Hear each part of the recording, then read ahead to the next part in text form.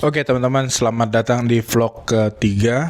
Kali ini gue pengen cerita tentang gimana caranya kalau kita dulu bangun jembatan dengan dimensi sekian itu perlu waktu 1 tahun.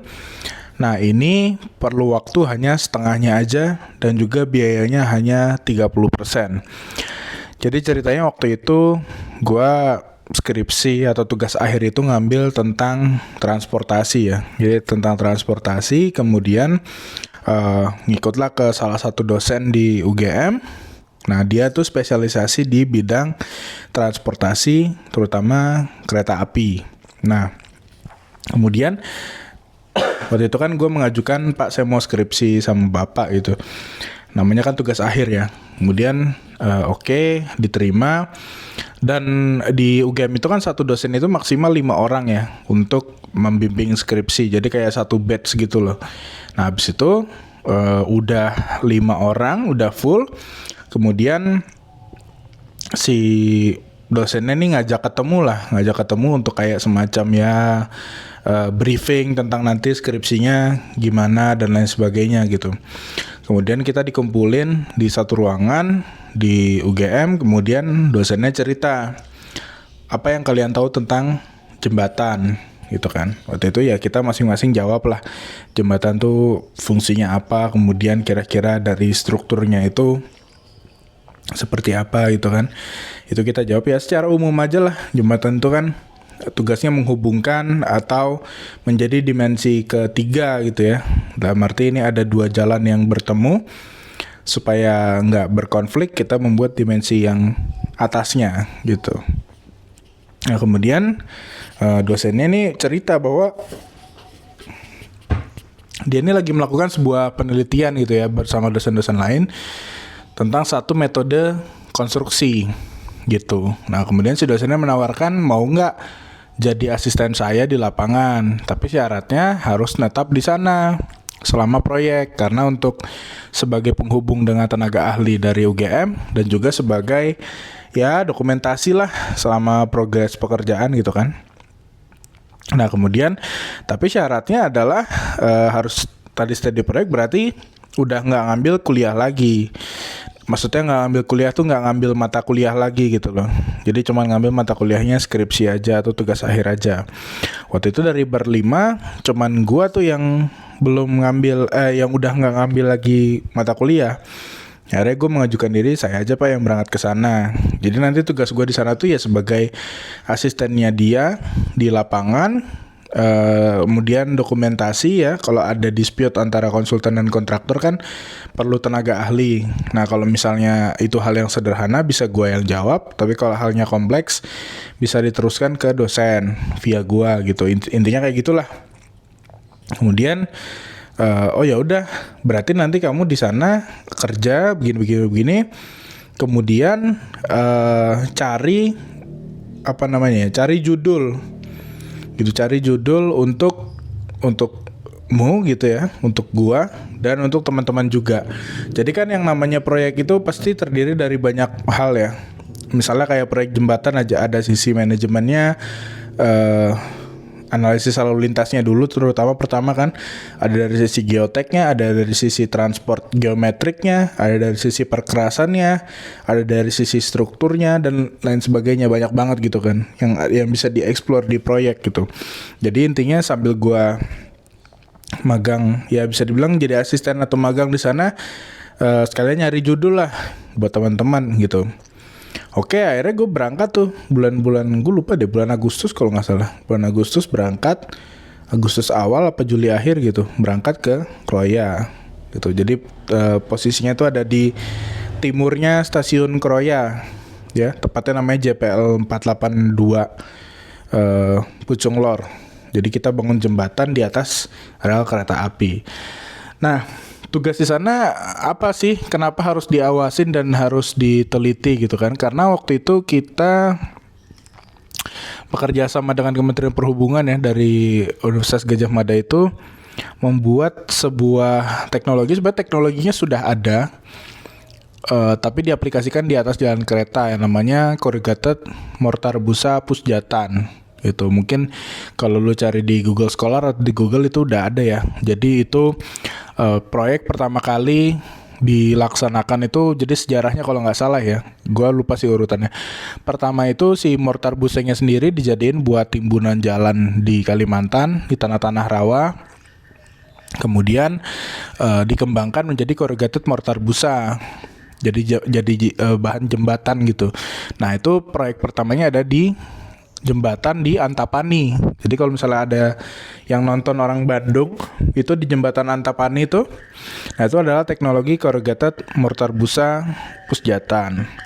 Tapi kan corrugated mortar busa Pusjatan ini dulu di jalan raya kan.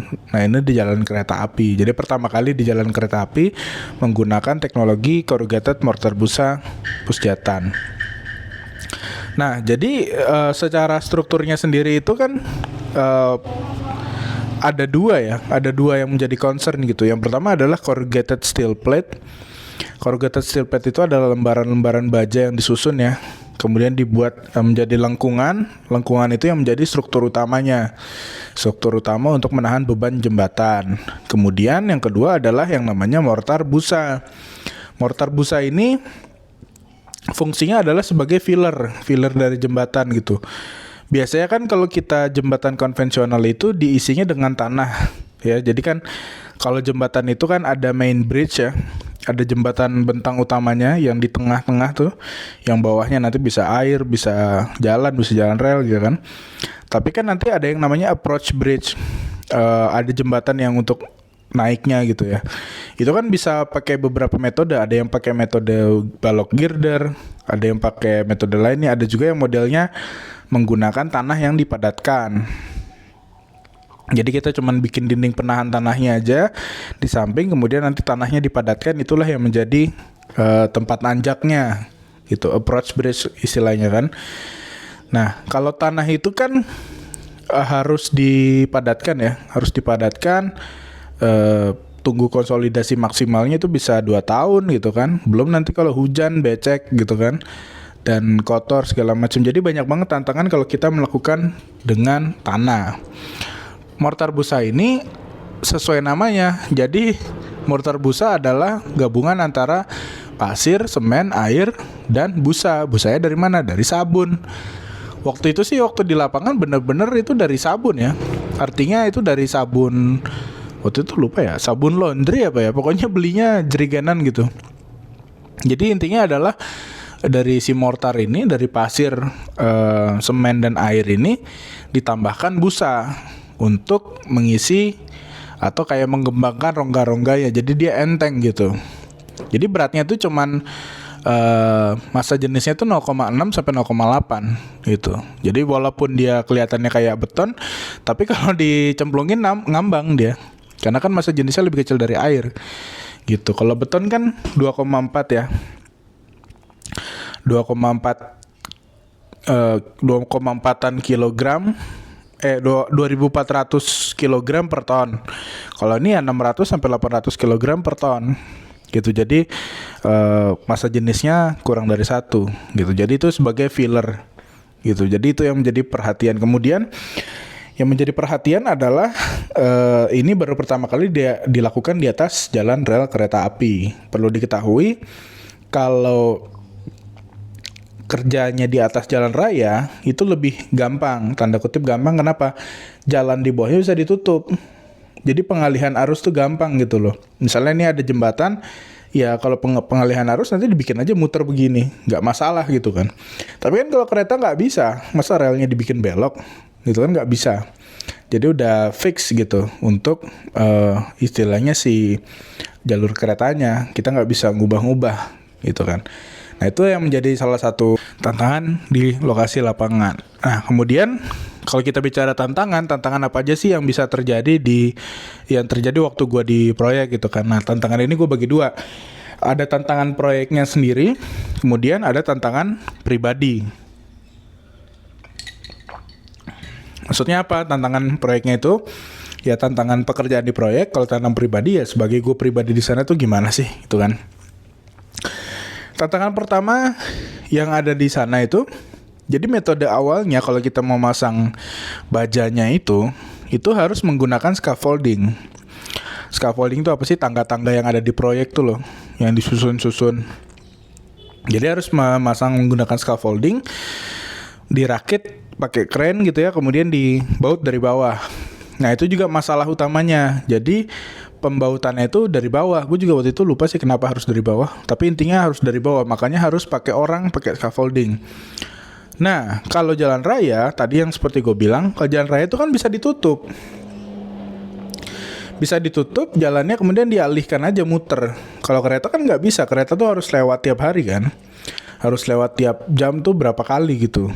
Nah itu nggak bisa, berarti kita nggak bisa masang scaffolding di atas jalan rel gitu kan. Jadi nggak boleh juga gitu. Nah kemudian untuk memasang itu berarti kan si bilah-bilah bajanya harus diangkat pakai kren, kemudian dikencangin dari bawah gitu ya. Nah dari kereta apinya nggak mengizinkan barang menggantung di atas jalan rel. Jadi masang scaffolding mustahil, pasang pakai kren juga nggak boleh gitu, karena menggantung takut jatuh, nanti ada kecelakaan kereta kan. Jadi itu soal keselamatan kereta api dan kelancaran perjalanan. Karena itu namanya Kroya, kalau ada rel fence di sini itu salah satu yang tersibuk tuh. Makanya lucu, dulu ada orang bajanya ya, orang yang vendor bajanya bilang ke kepala stasiun, ini kalau misalnya nggak boleh dipasang scaffoldingnya, jadi kan kita mau masang bajanya kan, kemudian nggak boleh masang scaffolding karena ada lalu lintas kereta api tiap hari. Kemudian dengan PD-nya waktu itu memang dia anak MT sih, anak manajemen trainee di nggak tahu ya BUMN apa enggak ya, kayaknya enggak deh. Pokoknya di perusahaan si bajanya itu bilang dengan yakinnya ke kepala stasiun, ya udah Pak, kita pasang malam aja karena kan malam nggak ada kereta. Loh Mas, malam itu lebih padat daripada siang gitu. Oh iya Pak. Dia malu sendiri terus pergi. Jadi ya dia mungkin nggak tahu ya pola operasi kereta api kayak gimana, jadi dia main asal ngomong aja. Akhirnya itu juga nggak bisa menggantung tuh kren. Yang pertama scaffolding nggak bisa, yang kedua barang menggantung tuh nggak bisa.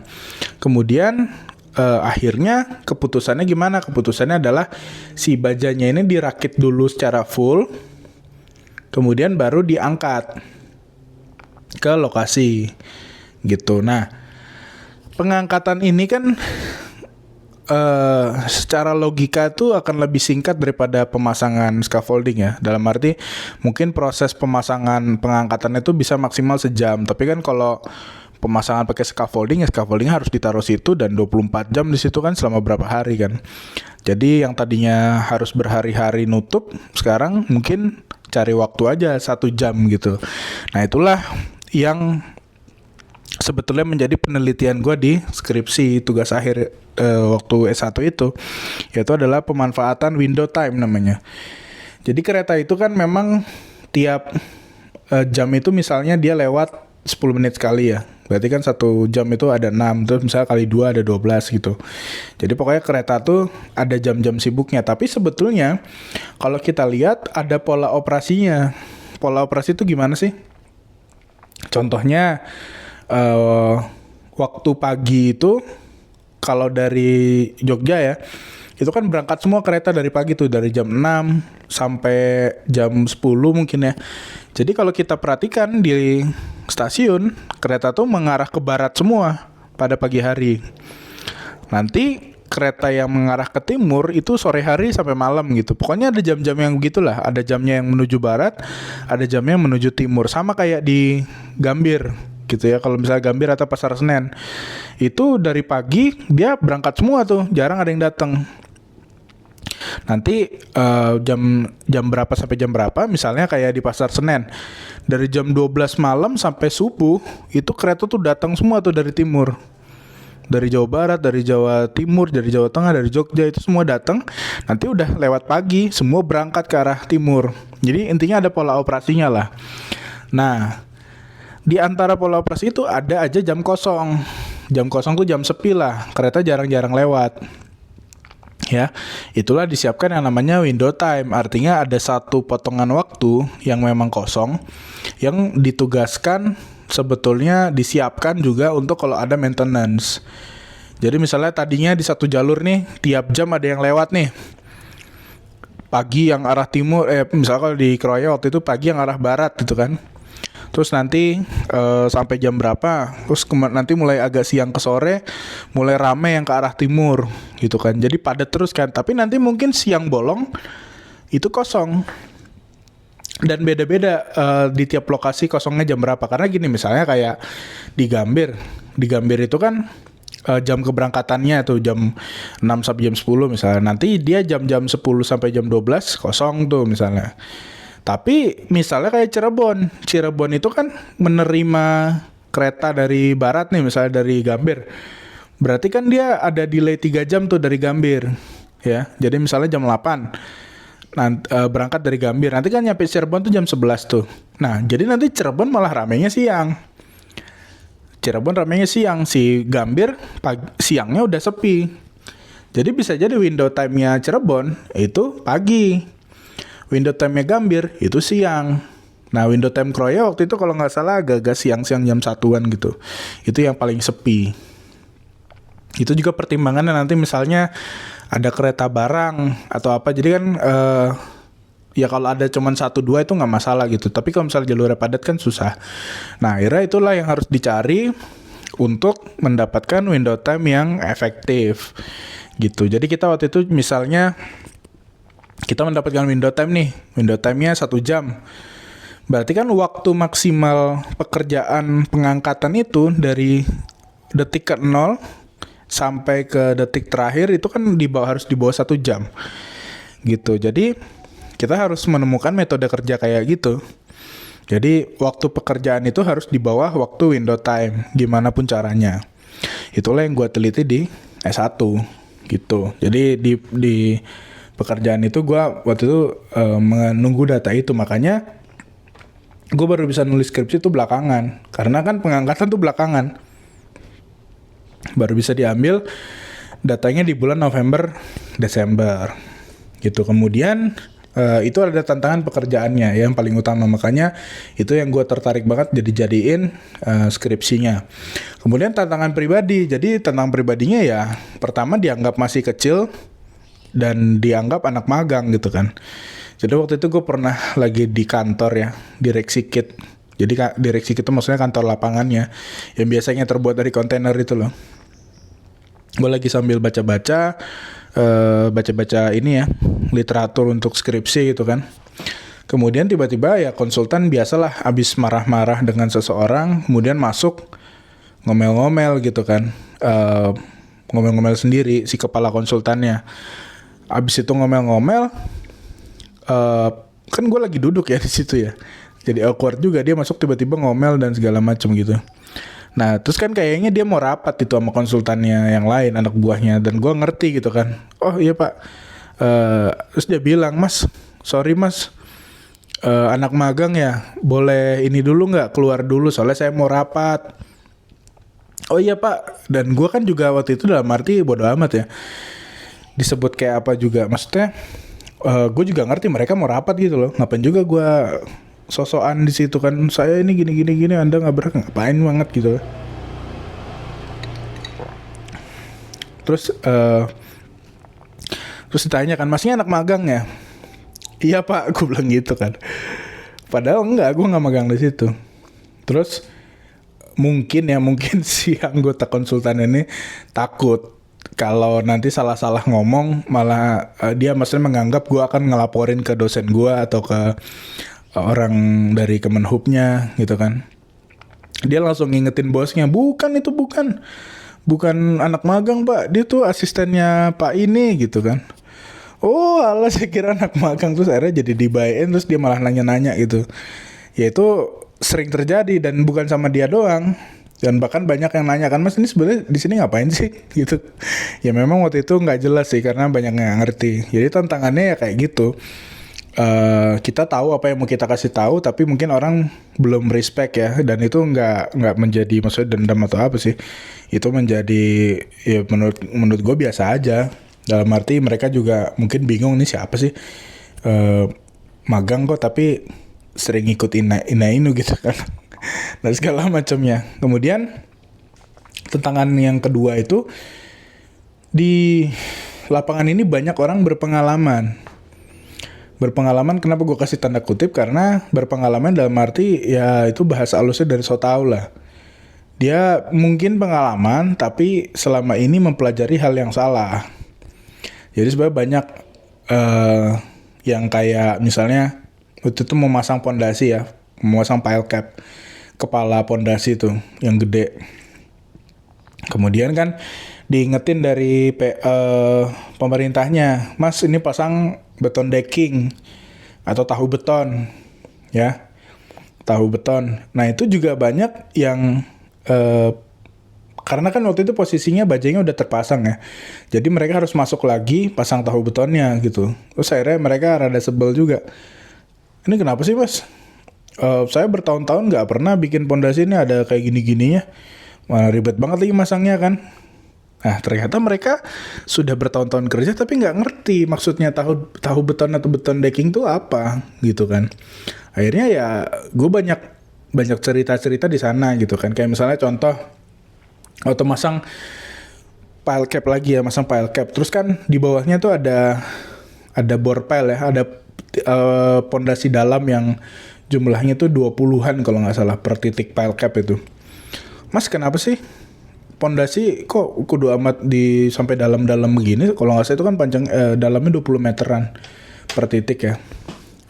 Akhirnya gue ngejelasin teorinya pondasi kayak gimana tapi dengan bahasa yang sederhana. Kayak misalnya gue bilang, Mas misalnya saya meninggal gitu ya, berat saya 100 kilo. Terus yang ngangkat saya bocil. Satu bocil itu bisa ngangkat 10 kilo maksimal di pundaknya gitu. Berarti kira-kira bocilnya ada berapa mas? Ada 10 mas. Weh jago juga dia. Bener. Jadi saya bisa aja diangkat kalau sama bocil 10 orang bocil yang kuat ngangkat 10 kilo. Tapi kalau misalnya mas nih yang ngangkat, mas kuat 25 kilo atau bahkan sampai 50 kilo. Berarti kan mas berdua aja cukup kan? Gitu. Iya mas kayak gitu. Nah berarti sama itu juga misalnya tanahnya gak bisa nerima beban sekian akhirnya dibagi gitu gitulah. Jadi gue menjelaskan teori pondasi dengan keranda mayat gitu. Ya itu susahnya di situ waktu itu. Jadi banyak yang punya pengalaman sendiri-sendiri. Dia bilang nggak apa-apa kayak gini, nggak apa-apa kayak gini. Nah itu kebiasaan banget tuh orang Indonesia tuh. Kayak nggak cuman di proyek aja kan, kayak misalnya kita disuruh nyelak sama ibu kita di antrian gitu kan, nggak apa-apa itu kamu masih kecil gitu gitulah. Jadi kebiasaan nggak apa-apa gitu kan. Itu yang gue rasain di lapangan. Kemudian mutu itu banyak kontraktor yang masih belum khawatir ya. Lu jangan lihat BUMN karya lah, ini kan kontraktornya kebanyakan kontraktor menengah ya, jadi masih belum concern dengan mutu. Kemudian yang terakhir ya sebenarnya gue males sih nyeritain ini, tapi lebih ke sisi gelap dunia konstruksinya, dunia kontraktornya deh, bukan konstruksinya. Ya lu tau lah apa yang gue maksud ya kan, terkait dengan karaoke, ina-inu ya kan. Kemudian amplop-amplopan itu yang paling gue males sebetulnya waktu proyek itu. Jadi ya sebetulnya akhirnya proyek ini yang menjadi trigger. Sebetulnya gue nggak mau setelah lulus tuh dikonstruksi gitu, di kontraktor maksudnya. Jadi di kontraktor besar tuh nggak mau, karena nggak mau merasakan kayak gini-gini. Gue yakin karena gini ya, kalau dunianya masih kayak gini, yang pertama lu terpaksa ikut jadinya. Yang kedua kalau lu gak ikut mungkin karir lu juga gak naik ya kan. Jadi ya gue males sebetulnya di dunia kayak gini. Makanya waktu itu gue S2 awalnya pengen jadi konsultan, tapi lama-lama mikir gak juga deh kayaknya di konsultan. Akhirnya gue tertrigger untuk ya bantu banyak orang di bangun properti sendiri ini gitu. Jadi bantu banyak owner. Nanti mungkin gue bisa dampingi secara langsung. Maksudnya gue, kalau sekarang kan gue ngasihnya edukasi aja nih, tapi nanti mungkin gue bisa menjadi project manajernya atau lain sebagainya. Itu juga mungkin ke arah sana gitu. Pokoknya gue menghindari yang hal-hal begitulah, paling malas gitu. Jadi itu dia pengalaman gue di proyek, bagaimana si metode konstruksi ini tadinya 1 tahun menjadi 6 bulan ya, karena dipercepat dengan metode mortar busa tadi, karena kita nggak harus nunggu tanahnya settle dan lain sebagainya. Pemasangan juga lebih cepat dari pemasangan girder bentang utama bajanya itu lebih cepat daripada masang girder. Dan bagaimana ini men-trigger gue untuk benar-benar fokus ke bangun properti sendiri. Jadi itu dia vlog ketiga hari ini. Sampai jumpa di video selanjutnya.